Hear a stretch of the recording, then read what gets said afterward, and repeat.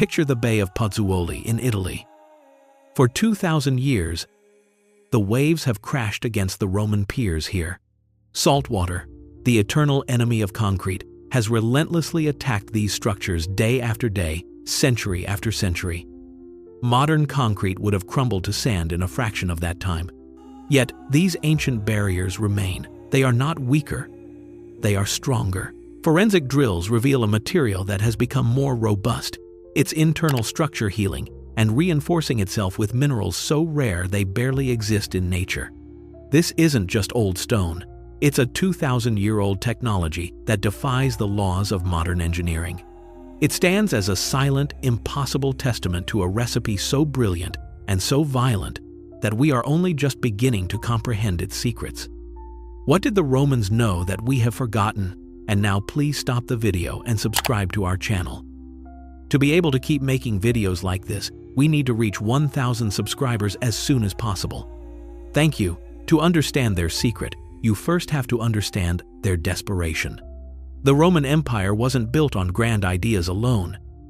It was a sprawling, logistical nightmare, a beast of 1,000,000 square miles that constantly threatened to collapse under its own colossal weight.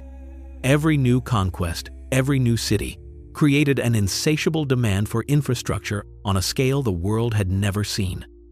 This wasn't a construction boom, it was a desperate war against physics and decay. Think of the aqueducts. Like the staggering Pont du Gard in France, we see them today as serene monuments, but they were the throbbing arteries of the empire, pumping hundreds of millions of gallons of life-giving water into cities that would otherwise choke on their own filth. Then there were the harbors, the gateways for the grain that staved off famine and rebellion. Concrete arms reaching into the violent sea, needing to withstand the relentless fury of the waves. And what about the Colosseum? A concrete bowl designed to hold the weight and roar of 50,000 citizens. A tool of social control that simply could not be allowed to fail. Traditional quarried stone was too slow. Standard mortar was too weak. The empire was expanding faster than its technology could keep up. It was a giant threatening to tear itself apart at the seams. They didn't just want a miracle material to build their world. They needed one to stop it from falling apart. Faced with this existential crisis, Roman engineers looked to the fiery, violent heart of the earth for an answer. And the official story, the one we've been told for centuries, barely scratches the surface of what they truly unleashed. That official story, the one repeated in textbooks for 2,000 years, comes to us from one man, Marcus Vitruvius Pollio, an architect and engineer writing in the 1st century BCE. Vitruvius laid out the recipe in his famous work, De Architectura. It all seemed so simple, so logical.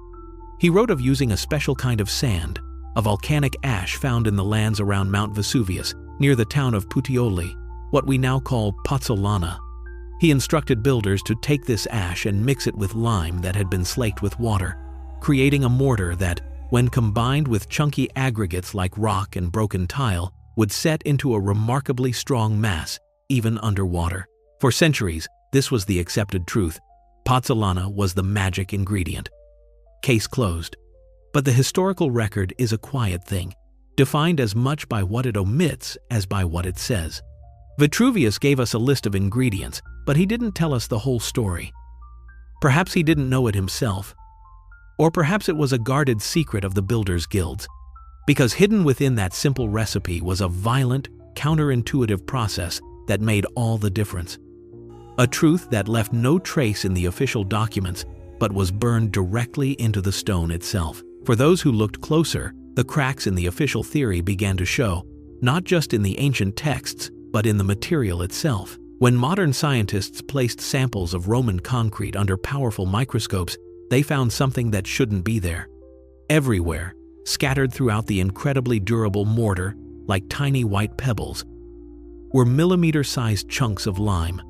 They called them lime clasts. For decades, the consensus was simple. This was a mistake, a sign of lazy work. The Roman mixers hadn't blended their lime properly, or they had used poor quality materials that didn't fully dissolve. It was dismissed as a flaw, an imperfection in an otherwise brilliant material. but the flaw was too consistent. It appeared in humble city walls and in the glorious dome of the Pantheon. As the evidence mounted, a new, unsettling question began to form in the minds of researchers. How could a civilization so meticulous, so advanced in its engineering, make the same sloppy mistake over and over again for centuries across an entire empire? What if these flaws weren't flaws at all? What if, hidden in plain sight for 2 millennia, these ugly white chunks were actually the key to everything? That question hung in the air for years. But before it could be answered, an even older and wetter mystery demanded attention. It involved the Romans' most audacious and seemingly suicidal feat of engineering: building directly into the sea. To any modern engineer, seawater is the ultimate enemy. It's a corrosive chemical poison that relentlessly attacks concrete, seeping into pores, corroding steel reinforcement, and turning humanity's strongest creations back into sand. We spend billions building walls and barriers to keep the salty fury of the ocean out. The Romans, inexplicably, invited it in. This puzzle drove a team of researchers in 2017, led by geologist Marie Jackson, to the ancient Roman harbor at Pozzuoli Bay. They drilled deep into the submerged piers, extracting pristine core samples of a material that had been bathed in salt water since the time of Christ. These cylinders of ancient stone were then taken to a place of almost science fiction power: the Advanced Light Source at Lawrence Berkeley National Laboratory. There, they were blasted with beams of light 100 times brighter than the sun. Using a technique called synchrotron X-ray microdiffraction to map their atomic structure. The question was terrifyingly simple. What happens when you let the ocean's poison seep into your creation for 2,000 years? What they found inside that concrete wasn't the story of decay they expected. It was the story of a strange and impossible transformation. Under the penetrating glare of the synchrotron, the 2,000-year-old secret was finally exposed. What the scientists saw was not a story of decay. It was a story of rebirth. The constant wash of seawater, the very thing that should have been a corrosive poison, was in fact a catalyst. As the salty liquid percolated through the concrete's microscopic pores, it slowly dissolved key components of the volcanic ash. But this wasn't erosion. This was the first step in a slow, deliberate act of chemical creation. From that dissolved ash, an entirely new mineral began to grow. A substance so rare on Earth, it's almost mythical: aluminum tobermorite. Imagine a crystalline skeleton growing within the ancient concrete. Its interlocking, plate-like structures knitting the material together from the inside out, making it stronger and more resistant to fracture with each passing century. The Romans had designed a material that didn't fight the sea. It collaborated with it. This discovery turned modern engineering on its head. The very element we spend billions to keep out of our concrete, the Romans had harnessed as a generative force. The poison was the medicine. It explained how their maritime structures had achieved immortality. But as incredible as this was, it wasn't the darkest secret this material was hiding. That stunning revelation only deepened the central mystery. The self-strengthening sea concrete was a masterpiece, but it didn't explain the strange white flaws the lime clasts found in every other Roman structure, far from any ocean.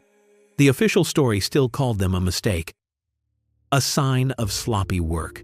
But a new team of researchers from the world's most prestigious institutions, MIT and Harvard, thought that was too easy an answer. They believed the Romans weren't careless, they were clever.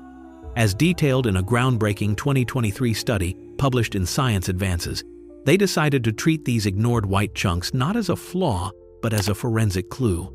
Sourcing a 2,000-year-old sample of concrete from the ancient city walls of Privernum, Italy, they brought the full force of 21st-century science to bear on this ancient problem.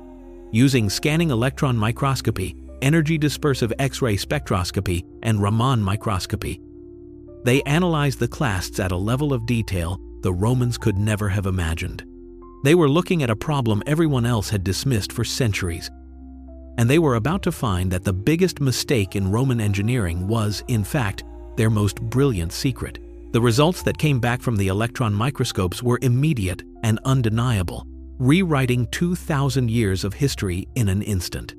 The chemical signatures locked inside those tiny white clasts proved they had been formed under intense, scorching heat temperatures that were simply impossible to achieve by mixing pre-slaked lime and water.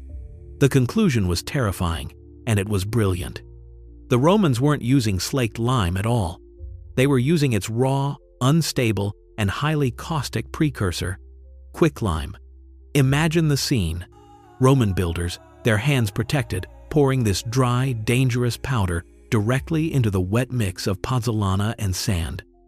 The reaction would have been instantaneous and violent. The mixture wouldn't just get warm. It would boil. A ferocious hissing would fill the air as plumes of steam erupted, with temperatures exceeding a blistering 200 degrees Celsius or 392 degrees Fahrenheit. This wasn't masonry. This was chemistry at its most primal. This hot mixing was a controlled chemical inferno, intentionally creating the very lime clasts everyone had dismissed as a mistake. And the purpose of this violence was pure genius. These clasts became a hidden reservoir of healing power. When a tiny crack formed in the concrete years, decades, or even centuries later, and water seeped in, it would find one of these clasts. The water would reactivate the lime, which would then dissolve, travel with the water into the crack, and recrystallize as solid calcium carbonate, effectively healing the structure from within. They had invented a material with an immune system. The greatest flaw was, in fact, its greatest secret, a recipe for immortality forged in fire. This completely reframes our image of the Roman builder. We see them in our mind's eye as masons, as civil engineers stacking stones with precision. But this evidence paints a far more visceral picture. They were chemists, masters of a violent, hands-on science that would feel more at home in an alchemist's laboratory. The creation of their concrete wasn't a simple act of mixing, but a deliberate orchestration of a dangerous chemical reaction. This process, this art of chemical violence, was never written down in the official manuals of people like Vitruvius for a very simple reason. It was almost certainly a closely guarded craft secret. This was knowledge earned through generations of trial and error, passed from a master builder to their trusted apprentice, likely with stern warnings about the dangers involved. It explains the inconsistencies, the flaws that modern scientists saw. They weren't mistakes. They were the signature of a secret art, a practical and profound understanding of chemistry that we, with all our modern science, had completely overlooked. The Romans weren't just building structures to last, they were building them to live, to breathe, and to heal, using a fire that modern progress had forgotten how to light. So in the end, the lost recipe wasn't just a list of ingredients written on a scroll. It was a philosophy of creation, a profound and counterintuitive understanding of chemistry that embraced violence to achieve immortality. It fundamentally challenges our comfortable, linear view of progress. The idea that we are always smarter, always more advanced than the generations who came before. In some ways, this 2,000-year-old material is more sophisticated than what we produce today. Born from a wisdom that was lost not because it was primitive, but because the world that created it vanished. It makes you wonder what other secrets are lying dormant in the ruins around us. What other flaws in ancient artifacts, what other mistakes in old texts are actually misunderstood strokes of genius? The evidence has been hiding in plain sight for 2 millennia.